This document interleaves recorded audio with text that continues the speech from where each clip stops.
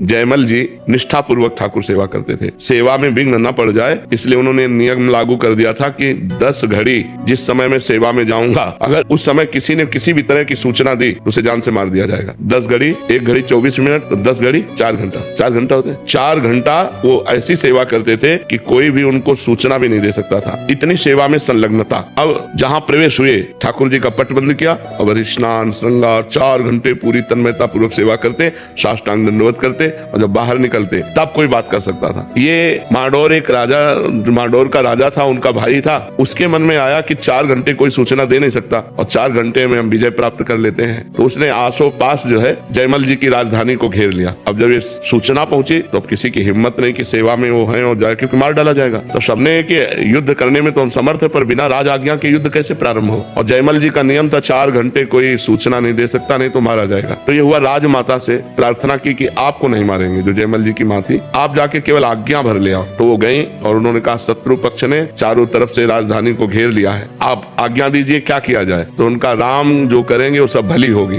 पीछे मुड़कर नहीं देखा, सेवा नहीं रोकी और कहा जो राम करेंगे वो भली ही होगी, भगवान जो करेंगे वो भली ही होगी, जाओ। वो वापस चली गई, आज्ञा तो हुई नहीं। तो भगवान ने जब देखा कि मेरे आश्रित इतना मेरी सेवा में संलग्नता, तो स्वयं भगवान राजपूत सिपाही का वेश धर करके जयमल जी के घोड़े पर चढ़े और जाकर के युद्ध किया, सबको मूर्छित कर दिया, घायल कर दिया, मारा एक को भी नहीं, सब मूर्छित हो गए बाणों की वर्षा से सब। अब जयमल जी जब 4 घंटा अपनी सेवा करके निकले, तब उन्होंने कहा हमारा घोड़ा लाओ, मैं अभी शत्रु पक्ष को उत्तर देता हूँ। तो घोड़ा हाँफ रहा था और पसीना से लथपथ था। तो उनका ऐसा लग रहा है ये तो बहुत युद्ध करके आ रहा है, ये घोड़ा हाँफ क्यों रहा है हमारा। किसी ने कहा इसका तो कोई पता नहीं, पसीना पसीना घोड़ा। और दूसरा घोड़ा, राज घोड़े तो बहुत होते, दूसरा घोड़ा मंगाया, जब वहां गए तो सब मूर्छित पड़े। तो जो शत्रु पक्ष का राजा था उसको चेतना दिलाई, जो ही चेतना दिलाई सो जयमल जी के हाथ जोड़ के कहा मुझे एक बार उस सैनिक के दर्शन करा दो, जो आपका एक सिपाही आया इतना बलवान कि सबको मूर्छित कर गया, मारा किसी को नहीं, और हमको तो बाणों से भी घायल किया और अपने नेत्रों से भी घायल किया,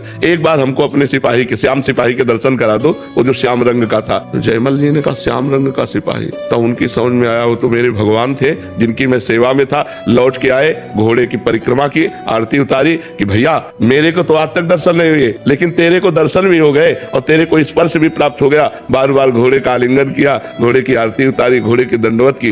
तो जब हम भगवान की सेवा में इस तरह तन्मय होते हैं कि हमें कुछ भी हो जाए हम सेवा से नहीं निकल सकते, तब हमें प्रीति हो जाती है और फिर भगवान बाहर ले लेते हैं। अभी मान लो अगर निष्ठा ना होती, फिर सूचना मिलती है कि शत्रु पक्ष ने घेर लिया है, तो सेवा छोड़कर युद्ध के लिए, तो फिर यह घटना थोड़ी घटती। इतनी सेवा में तन्मयता हो कि किसी भी तरह से हम सेवा में विक्षेप ना सहे और लाडली जी से हम तो प्रीति हो जाएगी।